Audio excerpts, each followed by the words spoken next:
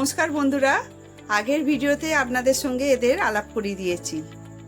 আগের ভিডিওটা যদি আপনারা না দেখে থাকেন অবশ্যই একবার দেখে নেবেন। তা চলুন দেখে নিই এরা আজকে কি বানাচ্ছে। আজকে আমরা মালাই মেথি পনির বানাবো। আপনারা আজকের ভিডিওটা পুরোটা দেখে চ্যানেলটিকে অবশ্যই লাইক, শেয়ার এবং সাবস্ক্রাইব করবেন যদি আপনাদের ভালো লাগে। তো এই মালাই মেথি পনির বানানোর জন্য আমাদের কি কি উপকরণ লাগবে? দেখ, মালাই মেথি পনির বানানো খুবই সহজ। এখানে আমরা নিয়ে নিয়েছি পেঁয়াজ, যেটা ডাইস করে কাটা আছে, এর চেয়ে আর বেশি কাটতে লাগবে না। আর কিছু রসুন নিয়ে নিয়েছি, তার সঙ্গে এখানে কিছু লঙ্কা রাখা আছে ঝালের জন্য। আপনারা কাঁচা লঙ্কাই ব্যবহার করবেন, নইলে রং চলে আসবে, সেটা সাদা হবে না মালাই মেথি পনির। এটা হলো নাটমেগ বা যেটা জায়ফল, এটা হলো গিয়ে সিনামন স্টিক, এটা হলো গিয়ে আপনার কার্ডেমাম, এটা হলো গিয়ে লং, এটা হলো গিয়ে বাড়ি এলাইচি, আর তার সঙ্গে এটা হলো গিয়ে কিছু পেপারকর্নস আছে এবং একটা বেল।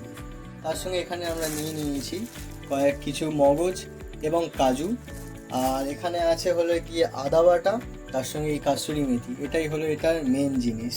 দেখতে পাচ্ছেন এখানে আমি এই একটু দারচিনি দিয়ে দিলাম, তার সঙ্গে এই বড় এলাচ, এই কয়েকটা ছোট এলাচ, লবঙ্গ আর গোলমরিচগুলো দিয়ে দিলাম আমি এখানে। এই হয়ে গেল। এবার এটা একটুখানি গন্ধ ছাড়লেই তার মধ্যে আমি দিয়ে দেবো, এই ফুটে গেল, আদা আর রসুন, ব্যাস। আচ্ছা, এটা কি সাদা তেলে মেনলি ভাজতে হয় নাকি এটা সাদা তেলেই সরষের তেলে হয় না? সরষের তেলে হয় না, তাহলে রং চেঞ্জ হয়ে যায়, টেস্ট আসবে না। আর তার সঙ্গে এই যে কাজু মগজ সব আছে, সব আমি একবার ঢেলে দেবো, ব্যাস। এর মধ্যে কি কাজু আর মগজদানা মেশানো ছিল এখানে প্যাকেটটা? একদম। একটু খুন্তি দিয়ে আমি এগুলোকে ওলট পালট করে নেবো, ব্যাস। দিয়ে তারপর এটা চাপা থাকবে, চাপা দিয়ে আমি এটাকে প্রায় 20 মিনিট মতন রেখে দেবো। দেখতে পাচ্ছেন এখানে 10 মিনিট মতন হয়ে গেছে, জিনিসগুলো একটুখানি কুক হয়ে গেছে। তো এখানে আমি যেহেতু আচ্ছা, একটা স্টপ করে এখানে পরে আমরা তেজপাতাটা পরে দিলাম না আমরা? হ্যাঁ, তেজপাতা আমরা পরে দিয়েছি, তেজপাতা আমার এখন বলা হয়নি, ঠিক আছে। তো এখানে আমি যেহেতু গোটা আদা ইউজ করছি না, বাটা ইউজ করছি, সেহেতু 10 মিনিট পরে আমি আদাটাকে আমি ইউজ করবো। 1 চামচ আদা আমি ইউজ করলাম এখানে। আপনারা যদি গোটা ইউজ করেন তো একসঙ্গে যেরকমভাবে দেওয়া আছে 20 মিনিট একসঙ্গে আদাটা দিয়ে ইউজ করবেন। তারপর আমি হালকা একটু মিশিয়ে নেবো।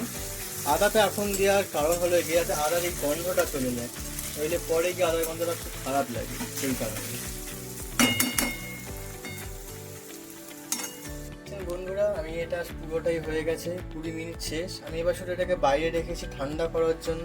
কি করব, ঠান্ডা করার সময় এই যতগুলো খাড়া মশলা আছে সবগুলোকে আমি তুলে সাইডে একটা জায়গায় রেখে দেবো, সেগুলো আর কোনো কাজে লাগবে না আমার। এবং বাকি যেগুলো সব আছে সেগুলো সব আমি পেস্ট করে নেবো। আচ্ছা, মানে কি, মানে যে ফার্স্টে যে মশলাগুলো যে হ্যাঁ, যে গোটা মশলাগুলো দিয়ে গোটা মশলাগুলো আমরা এবার তুলে নেবো। ভালো করে একদম রোস্ট করে নিয়েছি। এবার আমি কিচ্ছু করবো না, এটাকে ঠিক হাতের মধ্যে এরকম করে নেবো, এরকম গুঁড়ো হয়ে যাবে। ঠিক আপনারা এরকমভাবে হাতের মধ্যে নিয়ে আস্তে আস্তে এরকমভাবে করবেন, এবার আমাদের গুঁড়ো হতে পারবে।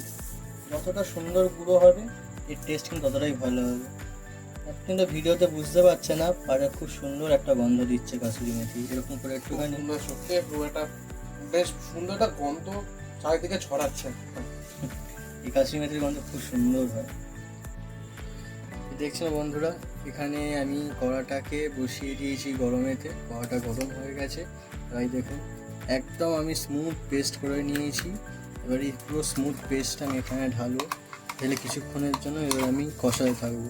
যেহেতু আগে থেকে তো অনেক তেল দেওয়া ছিল, তাই আমার তেল আর দিতে লাগবে না, এবং এটাতেই আমি কিছুক্ষণ এবার কষাবো।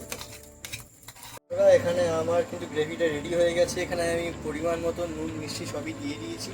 এবারে দেখতে পাচ্ছেন নাটমেগটা কিন্তু আমি আগে দিইনি, এবার আমি এর ভেতরে একটু ঘষে নাটমেগটা দিয়ে দেবো। নাটমেগ মানে তো বাংলা জায়ফল, তো জায়ফল গুঁড়ো করে দিতে হবে। এটা গুঁড়ো করে দিতে হবে। এটা যদি আগে দেওয়া হয় তাহলে সেরকম গন্ধ ছাড়ে না, এটা শেষে দিলে সুন্দর একটা গন্ধ ছাড়বে এবং এটা মুখেও লাগবে।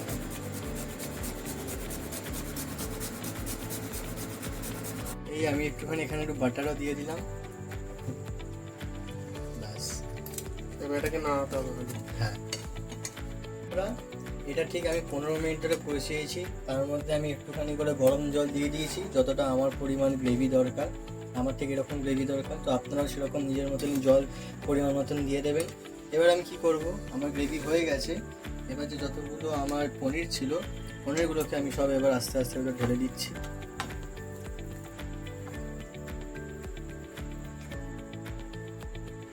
এই পনিরটা ঢালা হয়ে গেল। এখানে কিন্তু আমার শেষ কাজ করা। আমি এটাকে জাস্ট একটু মিশিয়ে নেব। মিশিয়ে নিয়ে আমার মেশানোটা হয়ে গেল, ব্যাস। এবার শেষে আমি কসুরি মেথিটা দেব। এখানে কিন্তু আমার রান্না শেষ।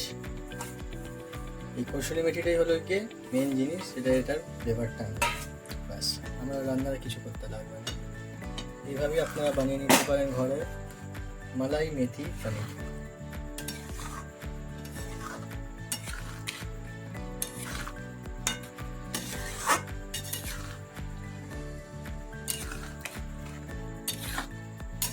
দেখুন বন্ধুরা, বাচ্চা বাচ্চা ছেলেগুলো মিলে কি সুন্দর একটা পনিরের রেসিপি বানিয়ে ফেললো।